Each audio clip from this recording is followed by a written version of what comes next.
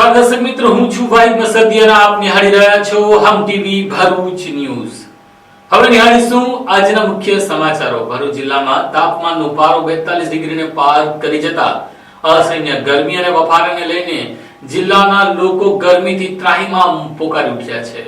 ભરૂચ જિલ્લા સહિત અંકલેશ્વરમાં કાળઝાળ ગરમીના કારણે લોકો શેકાઈ રહ્યા છે. પારાવાર ગરમીના કારણે બપોરના સમયે મુખ્ય માર્ગ ઉપર દેખીતી રીતે અવરજવર ઓછી જોવા મળી રહી છે. આ વર્ષે ઉનાળાની ગરમીએ પાછલા તમામ રેકોર્ડ બ્રેક કરી દીધા છે. ચામડી દઝાડતી ગરમીના કારણે લોકો ભારે હાલાકી ભોગવી રહ્યા છે. ઘરમાં પંખો પણ લૂ ફેંકતી હવા ફેંકી રહ્યો છે. અંકલેશ્વરમાં આજે સવારે પૂરા થતા 24 કલાક દરમિયાન મહત્તમ તાપમાન 42 ડિગ્રી નોંધાયું હતું તથા ભેજનું પ્રમાણ 22% રહ્યું હતું. ભેજ અને તાપમાન વધુ રહેતા જનતા બફારા અને ગરમીના બેવડા મારથી આકુડ વ્યાકુળ થઈ ગઈ. વાતાવરણમાં ભેજનું પ્રમાણ 22% રહ્યું હતું. પવનની ગતિ પ્રતિ કલાકની સરેરાશ 20 થી 25 કિલોમીટરની રહેવા પામી હતી. તાપમાન અને ભેજનું પ્રમાણ વધુ રહેતા જનતા ગઈકાલે અસહ્ય ગરમી અને બફારાના બેવડા મારથી આકુડ વ્યાકુળ થઈ હતી. ભરૂચ જિલ્લામાં વધતા જતા તાપમાન વચ્ચે શ્રમજીવીઓ અને ગરીબોની દયનીય પરિસ્થિતિ સર્જાઈ છે. સાંજે 6 વાગ્યા સુધી લગી રહી પવન ન ફૂંકાતા નગરજનોને ગરમી અને બફારામાંથી રાહત મળતી નથી. આવી પરિસ્થિતિમાં હાલ શાળા કોલેજોમાં ચાલુ હોય વિદ્યાર્થીઓની હાલત કફોડી બની હતી. મહત્તમ અને લઘુત્તમ તાપમાનમાં 15 ડિગ્રી કરતા વધુનો તફાવત હોવાના પગલે જિલ્લાના રહીશો પર આરોગ્ય પર તેની સ્પષ્ટ અસર જણાઈ રહી છે. આજે મહત્તમ તાપમાન 42 અને લઘુત્તમ તાપમાન 26 ડિગ્રી નોંધાયું છે. આવી પરિસ્થિતિમાં આવનાર દિવસો દરમિયાન કેવી હાલત થશે તેનો વિચાર કરવો રહ્યો. ગરમીથી બચવા લોકો ઠંડા પીણા, શેરડીના રસથી ગળાની તરસ છીપાવવા તરફ જાણે કૂચ માંડી હોય તેવું જણાય છે. અંકલેશ્વરના વિવિધ માર્ગો પર ઠેર ઠેર રસના કોહલા, શરબતની લારીઓ મોટા પ્રમાણમાં જોવા મળી રહી છે. અંકલેશ્વરમાં માર્ગ અકસ્માતની ઘટનાઓમાં છાસવારે વધારો થઈ રહ્યો છે. ત્યારે 2 ઘટના ઘટી હતી, જેમાં કંપનીના જીપને નડેલા અકસ્માતમાં 3 લોકોને ઈજા પહોંચી છે. અંકલેશ્વર પંથકમાં છેલ્લા 24 કલાકમાં 2 અકસ્માતો નોંધાયા હતા. અંકલેશ્વર જીઆઈડીસીમાં કંપનીના કર્મચારીઓની જીપને નડેલા અકસ્માતમાં 3 કામદારો ઘવાયા હતા. અંકલેશ્વર જીઆઈડીસીની ફીકોમ ચોકડી પાસે બપોરે 2 વાગ્યાના ગાળામાં તુફાન જીપના ચાલકે રોડ સાઈડ ઉપર ઉભેલ આઈસર ટેમ્પામાં ઘૂસી જતા અકસ્માત સર્જાયો હતો. અંકલેશ્વરની ઝેન્ટિવા કંપનીના કર્મચારીઓને લઈને જતી તુફાન જીપના ચાલકે ઓચિંતો સ્ટીરિંગ ઉપરનો કાબુ ગુમાવી દેતા જીપ રોડ સાઈડ ઉપર પાર્ક કરેલ આઈસર ટેમ્પોના પાછળના ભાગે અથડાઈ પડી હતી. આ જીપમાં સવાર કંપનીના 3 કર્મચારીઓને નાની મોટી ઈજાઓ પહોંચવા પામી હતી. અકસ્માતને પગલે ઘટનાસ્થળે લોકટોળા ઉમટ્યા હતા. અન્ય એક અકસ્માત અંકલેશ્વર નેશનલ હાઈવે પર પાનોલી બ્રિજ નજીક સર્જાયો હતો, જેમાં કાર અને હાઈવા વચ્ચે સીધી ટક્કર સર્જાઈ હતી, જેમાં કારને નુકસાન થવા પામ્યું હતું. જોકે આ અકસ્માતમાં કાર ચાલકનો આબાદ બચાવ થવા પામ્યો હતો. અંકલેશ્વરના ગડખોલ ગામના યુવાનને ગઠિયાઓએ ફેસબુક આઈડી ઉપર મિત્રતા કરવી 40,000 રૂપિયા મિત્રના નામે માંગ્યા હોવાથી તેણે રિક્વેસ્ટ મોકલી હતી, જેને લઈને તેણે રિક્વેસ્ટ સ્વીકારતા 40,000 રૂપિયા ગઠિયાઓ બારવાર ઉપાડી લેતા પોલીસ ફરિયાદ દાખલ થઈ છે.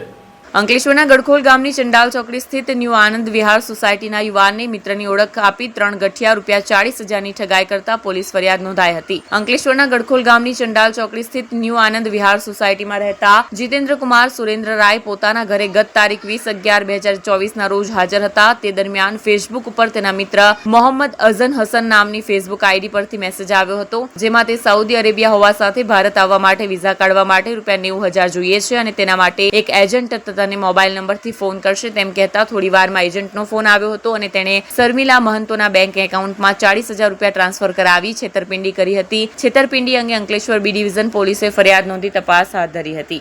પાનોલી ઉદ્યોગ મંડળના 9 બેઠકો ઉપર આજે તમામ ઉમેદવારો બિનહરીફ જાહેર થયા હતા. પાનોલી ઉદ્યોગ મંડળની આગામી મેનેજિંગ કમિટીની ચૂંટણી સતત 20મા વર્ષે પણ સમરસ જાહેર થઈ હતી. 11 એપ્રિલના રોજ ફોર્મ પરત ખેંચવાની અંતિમ તારીખ હોય ત્યારબાદ તમામ ઉમેદવારોને સત્તાવાર રીતે બિનહરીફ જાહેર કરવામાં આવશે. પાનોલી ઉદ્યોગ મંડળની વર્ષ 2025-26માં જનરલ કેટેગરીના 6 સભ્યો તેમજ રિઝર્વ કેટેગરીના 3 સભ્યો માટે ચૂંટણી યોજાવાની હતી. જોકે આ કુલ 9 બેઠકો માટે એક ઉમેદવારે ઉમેદવારી નોંધાવતા બંને કેટેગરીના તમામ ઉમેદવારો બિનહરીફ રહ્યા હતા. જોકે ચૂંટણી પ્રક્રિયામાં આગામી તારીખ 11મી એપ્રિલે ફોર્મ પરત ખેંચવાની અંતિમ દિવસ હોય તે બાદ જ તમામને સત્તાવાર રીતે બિનહરીફ જાહેર કરવામાં આવશે. ઉલ્લેખનીય છે કે પાનોલી ઉદ્યોગ મંડળની ચૂંટણી છેલ્લા 20 વર્ષોથી સતત સમરસ રહેતી આવી છે. હાલના પ્રમુખ BS પટેલ છેલ્લા 25 વર્ષોથી પ્રમુખ તરીકે નિર્વિવાદ ચૂંટાતા આવ્યા છે. આ ચૂંટણી બાદ આગામી તારીખ 30 એપ્રિલના રોજ વાર્ષિક સાધારણ સભામાં પણ તેઓ પુનઃ પ્રમુખ તરીકે સર્વસંમતિથી ચૂંટાઈ આવે તેવી સંભવિતતા છે. પાનોલી ઇન્ડસ્ટ્રીઝ એસોસિએશનના 2025-26ના ઇલેક્શનમાં એપ્રિલ 5 તારીખ સુધીમાં ફોર્મ ભરવાની તારીખ હતી. 5 તારીખ સુધી ટોટલ જનરલ કેટેગરીમાં 6 ફોર્મ ભરાયા અને રિઝર્વ કેટેગરીમાં 3 ફોર્મ ભરાયા. અમારી જગ્યાઓ આ વર્ષે 6 જગ્યા જનરલ કેટેગરીમાંથી અને 3 જગ્યા રિઝર્વ કેટેગરીમાંથી. સ્કૂટીની 7 તારીખે કરતાં 6 ફોર્મ જનરલ કેટેગરીના એપ્રૂવ થયા છે અને 3 ફોર્મ રિઝર્વ કેટેગરીના એપ્રૂવ થયા છે. 11 તારીખે 11 એપ્રિલના રોજ અમારી પાછા ખેંચવાની તારીખ હોય 11 તારીખ પછી આ 6 જનરલ કેટેગરીના ઉમેદવાર અને 3 રિઝર્વ કેટેગરીના ઉમેદવારોને બિનહરીફ વિજેતા જાહેર કરવામાં આવશે જો કોઈ ફોર્મ પાછું ન ખેંચાય તો. અને દર વર્ષની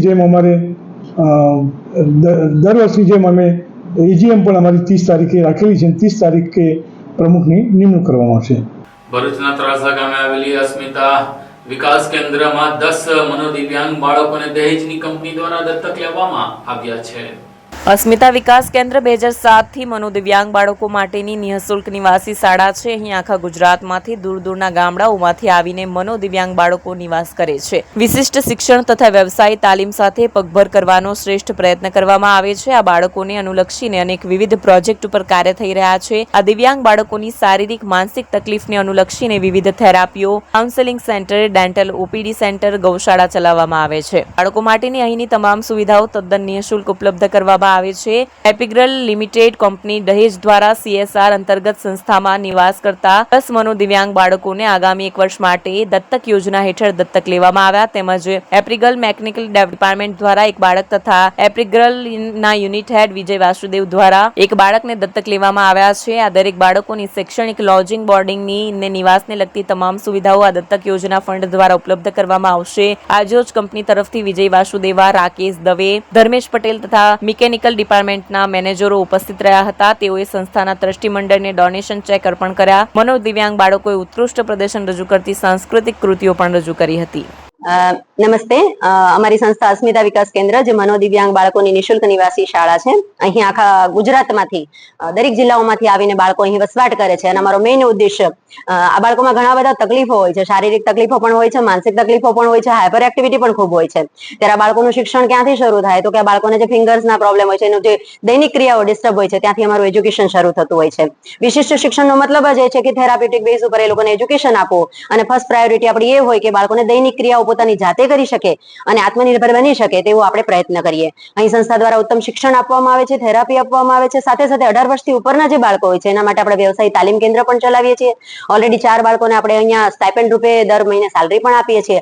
અમારા સ્થાપક શ્રી પ્રવીણભાઈ પટેલ, અમારું ટ્રસ્ટ મંડળ, અમારા પ્રમુખ શ્રી હનિયા સાહેબ તથા અમારું ટ્રસ્ટ મંડળ ખૂબ પ્રયત્ન કરે છે.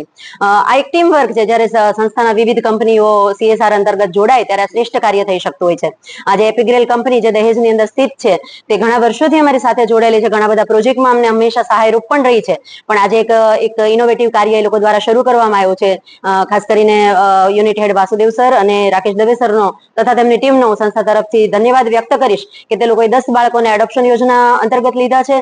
દત્તક યોજના મતલબ એવો કે આખા વર્ષનો બાળકોનો જે કંઈ શિક્ષણનો, થેરાપ્યુટિક બેઝનો કે નિવાસી શાળાનો લોજિંગ, બોર્ડિંગ તમામ ખર્ચ એ એપિગ્રેલ કંપની દ્વારા આપવામાં આવશે. તો હું સંસ્થા તરફથી તે લોકોનો ખૂબ ખૂબ ધન્યવાદ વ્યક્ત કરું છું. ખાસ કરીને એમના 4 એમ્પ્લોઈઝે પણ એક બાળકને દત્તક લીધું છે. સાથે યુનિટેડ વાસુદેવ સરે પણ વ્યક્તિગત રીતે એક બાળક દત્તક લીધું છે. તો એક પ્રેરણાત્મક કાર્ય એ લોકો દ્વારા કરવામાં આવ્યું છે. આપણે સૌમાંથી પ્રેરણા લઈએ અને એક જે સંસ્થા શુભ શરૂઆત કરી છે કે શ્રેષ્ઠ કાર્ય કરવાનો પ્રયત્ન કરી રહી છે, તો આ બધામાંથી પ્રેરણા પણ લઈએ. જ્યાં તન મન ધનથી જ્યાં પણ આપણાથી હેલ્પ થઈ શકે તે હેલ્પ કરવાનો પ્રયત્ન કરીએ. ધન્યવાદ. Thank you. Bharuch local crime branch દ્વારા ઝઘડિયા તાલુકાના ખર્ચી બસ સ્ટેન્ડ નજીક ઇકો કારમાંથી વિદેશી દારૂ ઝડપી લીધો હતો. એક બુટલેગર ફરાર થઈ ગયો હતો જ્યારે એક બુટલેગર ઝડપાયો હતો.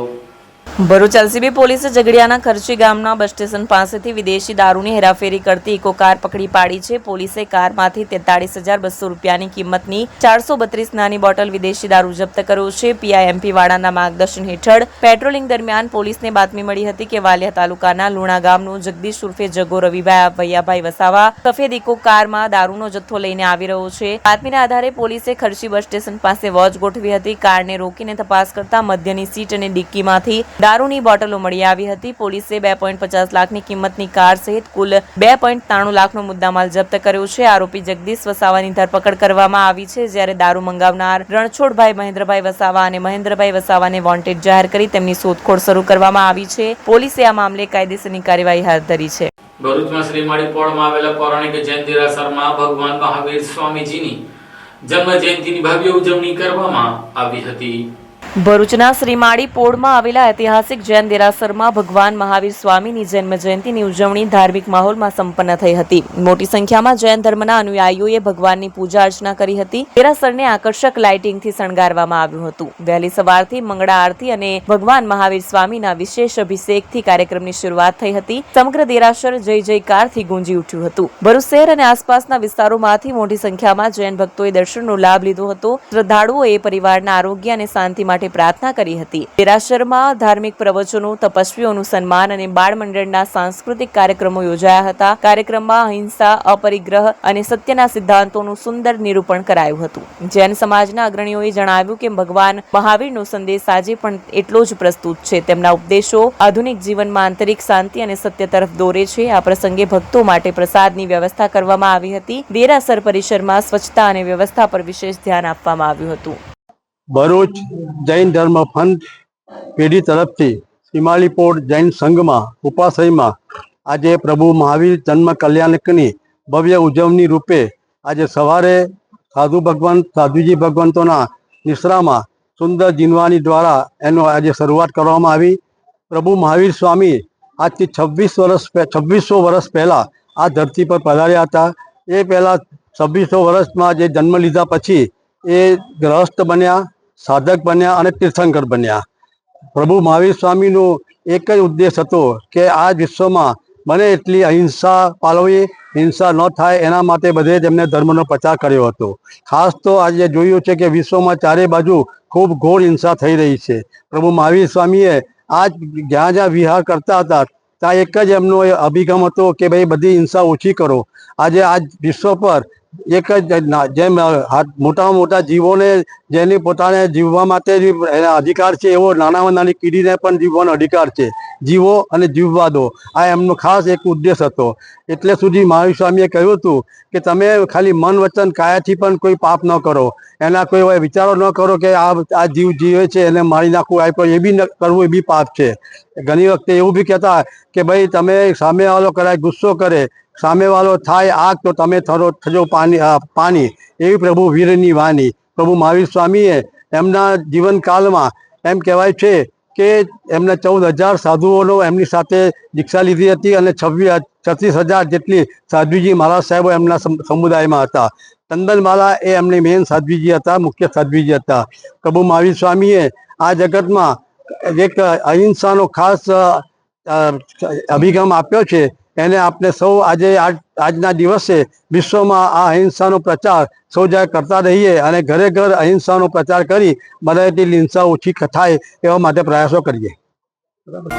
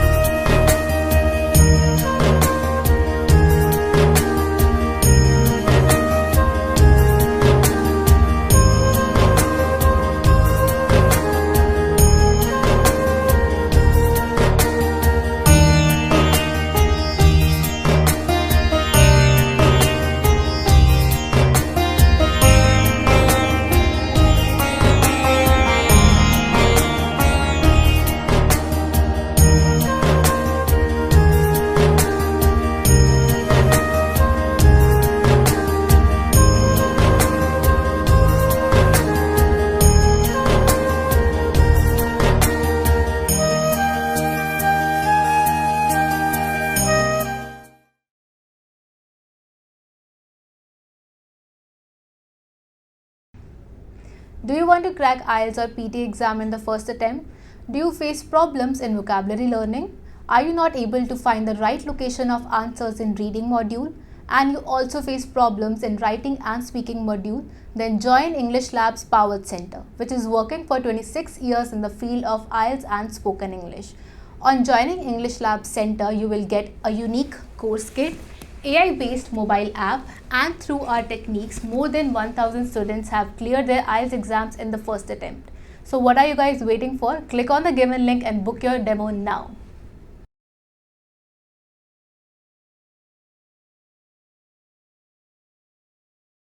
ભરૂચના નવા ડેરા ખાતે આવેલા મંદિરમાં આયુર્વેદિક અને હોમિયોપેથિક કેમ્પનું આયોજન કરવામાં આવ્યું હતું. આયુર્વેદ શાખા જિલ્લા પંચાયત ભરૂચના સહયોગથી શ્રી પરશુરામ સંગઠન દ્વારા શ્રી ભાર્ગવ સમસ્ત પંચ ટ્રસ્ટ સંચાલિત દત્ત મંદિર નવા ડેરા ખાતે આયુર્વેદિક અને હોમિયોપેથી નિદાન અને સારવાર કેમ્પ યોજવામાં આવ્યો હતો. શ્રી પરશુરામ સંગઠન દ્વારા પ્રતિવર્ષ વિવિધ સામાજિક કાર્યક્રમો આયોજિત કરી શ્રી પરશુરામ જન્મોત્સવની ઉજવણી કરવામાં આવે છે, જે અંતર્ગત આરોગ્ય પરિવાર અને કલ્યાણ વિભાગ, ગુજરાત સરકાર, નિયામક આયુષની કચેરી ગાંધીનગર અને આયુર્વેદ શાખા જિલ્લા પંચાયત ભરૂચના સહયોગથી શ્રી પરશુરામ સંગઠન દ્વારા શ્રી ભાર્ગવ સમસ્ત પંચ ટ્રસ્ટ સંચાલિત દત્ત મંદિર નવા ડેરા ખાતે આયુર્વેદિક અને હોમિયોપેથિક નિદાન અને સારવાર કેમ્પ યોજવામાં આવ્યો હતો, જેમાં સરકારી હોમિયોપેથી દવાખાના જનરલ હોસ્પિટલના medical officer doctor Ketan Patel, Ayurvedic દવાખાનાના મેડિકલ ઓફિસર ડોક્ટર કૃષ્ણાબેનને સેવાઓ આપી હતી અને ઋતુજન્ય રોગોની નિઃશુલ્ક તપાસ કરી દવાઓ આપવામાં આવી હતી. અંદાજિત 100 થી વધુ લોકોએ કેમ્પનો લાભ લીધો હતો. આ પ્રસંગે શ્રી સમસ્ત ગુજરાત બ્રહ્મ સમાજ ભરૂચ શહેરના પ્રમુખ હેમંત શુક્લ, શ્રી ભાર્ગવ સમસ્ત પંચ ટ્રસ્ટના ટ્રસ્ટી રવિન્દ્રભાઈ હિંડિયા, અશ્વિનભાઈ હિંડિયા, શ્રી પરશુરામ સંગઠનના સ્થાપક સદસ્ય હરેશ પુરોહિત, રાજકુમાર દુબે, ધરમભાઈ સહિતના સભ્યો ઉપસ્થિત રહી કેમ્પને સફળ બનાવ્યો હતો. શ્રી પરશુરામ જન્મોત્સવ પૂર્વે શ્રી પરશુરામ સંગઠન ભરૂચ દ્વારા પ્રતિવર્ષની માફક વિવિધ કાર્યક્રમોનું આયોજન કરવામાં આવે છે, જે અંતર્ગત આરોગ્ય અને પરિવાર કલ્યાણ વિભાગ, ગુજરાત સરકાર, નિયામક શ્રી આયુષની કચેરી ગાંધીનગર અને આયુર્વેદ શાખા જિલ્લા પંચાયત ભરૂચના સહયોગથી શ્રી પરશુરામ સંગઠન દ્વારા ભાર્ગવ સમસ્ત પંચ ટ્રસ્ટ સંચાલિત નવા ડેરા ખાતે આવેલ દત્ત મંદિરમાં ઋતુજન્ય રોગોનું આયુર્વેદિક અને હોમિયોપેથિક નિદાન કેમ્પ રાખવામાં આવેલો, જેમાં ઘણા દર્દીઓએ લાભ લીધો. અંદાજે લગભગ 100ની આસપાસ લોકોએ આનો લાભ લઈ અને ખૂબ સરસ સારવાર મેળવવાનો પ્રયત્ન કર્યો છે. નેત્રંગ તાલુકામાં ભારતીય જનતા પાર્ટી દ્વારા ગાંવ ચલો અભિયાનની શરૂઆત કરીને સફાઈ અભિયાન હાથ ધર્યું હતું. પ્રાપ્ત માહિતી મુજબ ગુજરાત રાજ્યભરમાં નવેમ્બર-ડિસેમ્બર માસમાં વર્ષના અંતે જિલ્લા તાલુકા પંચાયતની ચૂંટણી યોજાનાર છે. ભાજપે ચૂંટણી અભિયાનની શરૂઆત કરી દીધી હોય તેવું જણાઈ રહ્યું છે, જેમાં ભાજપના ગાંવ ચલો અભિયાન અંતર્ગત રાજ્ય કેન્દ્ર સરકારની વિવિધ યોજનાનો લાભ અને તેનાથી થતા ફાયદાની વિવિધ માહિતી ગામે ગામ ઘર દીઠ ફળીને આપવામાં આવનાર છે. જેમાં સૌપ્રથમ ગાંવ ચલો અભિયાન નેત્રંગ તાલુકાના જૂની જામુની ગામેથી ઝઘડિયાના ધારાસભ્ય રીતેશભાઈ વસાવાની આગેવાનીમાં સફાઈ અભિયાનની સાથે કાર્યક્રમની શરૂઆત કરવામાં આવી હતી અને સંગઠનના કાર્યકરોને કામે લાગે જવાની હાકલ કરવામાં આવી હતી. જે દરમિયાન ભરૂચ જિલ્લા બાંધકામ ચેરમેન રાયસિંગભાઈ વસાવા, નેત્રંગ તાલુકા પંચાયત પ્રમુખ વસુધાબેન વસાવા, નેત્રંગ તાલુકા ભાજપ પ્રમુખ મનસુખભાઈ વસાવા સહિત મોટી સંખ્યામાં કાર્યકરો પણ જોડાયા હતા. અંકલેશ્વરમાં ભગવાન મહાવીરજીના જન્મ કલ્યાણ દિવસે ભવ્ય શોભાયાત્રા કાઢવામાં આવી હતી. અંકલેશ્વર જૈન મહાસંઘ દ્વારા 24મા તીર્થકર મહાવીર સ્વામીના 2623માં જન્મ કલ્યાણક દિવસની ઉજવણી કરવામાં આવી હતી, જે નિમિત્તે 7 થી 8 સંઘની સંયુક્ત શોભાયાત્રા નીકળી હતી. છેલ્લા 32 વર્ષથી અંકલેશ્વર જૈન મહાસંઘ દ્વારા 24મા તીર્થકર મહાવીર સ્વામી ભગવાનની જન્મ જયંતિની ઉજવણી કરવામાં આવે છે, જેના ભાગરૂપે આજે રોજ 7 થી 8 જેટલા જૈન સંઘ એકત્રિત થઈ મહાવીર સ્વામી ભગવાનની જન્મ જયંતિની ઉજવણી કરી હતી. અંકલેશ્વરના મેવાડા ફળિયા સ્થિત કાછિયા પટેલની વાડીથી ભગવાન મહાવીર સ્વામીની ભવ્ય શોભાયાત્રા નીકળી હતી, જે વિવિધ વિસ્તારોમાં ફરી જોશિયા ફળિયા મહાવીર સ્વામી દિગંબર જૈન દેરાસર ખાતે પૂર્ણ થઈ હતી. આ શોભાયાત્રામાં મોટી સંખ્યામાં જૈન સમાજના આગેવાનો અને શ્રાવકો ઉપસ્થિત રહ્યા હતા. ભગવાન મહાવીર સાહેબ ભગવાનનો જન્મ કલ્યાણ દિવસ ઉજવી રહ્યા છે. જૈન મહાસંઘ કોર્પોરેટ ઉજવે છે. અમે જૈન સોશિયલ ગ્રુપ અંકલેશ્વર મેન એના હોસ્ટ કરીએ છીએ. અલગ અલગ જગ્યાએ અમે શોભાયાત્રા સિટીમાંથી પસાર કરી છે. અમે પાસુદી સ્વામી દેરાસર, દિગંબર જૈન દેરાસર, સાચા જૈન દેરાસર કરીને શોભાયાત્રા દિગંબર જૈન દેરાસર કમ્પ્લીટ કરીશું. મહાસંઘના અમે 32 વર્ષથી સતત 8 સંઘો ભેગા થઈને આ શોભાયાત્રાને પ્રોગ્રામ કરીએ છીએ અને અમારા ભગવાન 24મા તીર્થંકર પ્રભુ ભાઈ સાહેબ ભગવાનનો જન્મ કલ્યાણ દિવસ ઉજવીએ છીએ. ખૂબ જ આનંદ ઉત્સાહથી ઉજવે છે. ભગવાન માઈ સાહેબનો 2623મો જન્મ ઉત્સવ છે, જન્મ કલ્યાણક છે. અમે બધા સંઘો ખૂબ જ ઉલ્લાસ ઉત્સાહથી આ પ્રસંગને અમે ઉજવીએ છીએ. ભરૂચ જિલ્લામાં ભાજપના સક્રિય કાર્યકર્તાઓનો સ્નેહ મિલન કાર્યક્રમ યોજાયો હતો.